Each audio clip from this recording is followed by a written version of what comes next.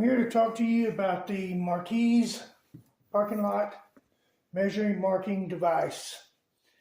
It automatically marks a dot on the ground at a preset distance.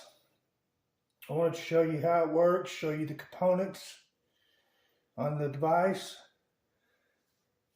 First, you have your wheel, which is behind this guard. This guard is here for in case somebody walks by and kicks it or whatever.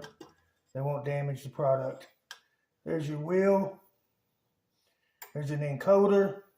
That's what tells the computer display up top that it's going to reach a certain distance and cause the dot to be put on the ground. There is a firing device inside this box, protected, which fires a pin, which hits this can, which enables it to put a dot on the ground. This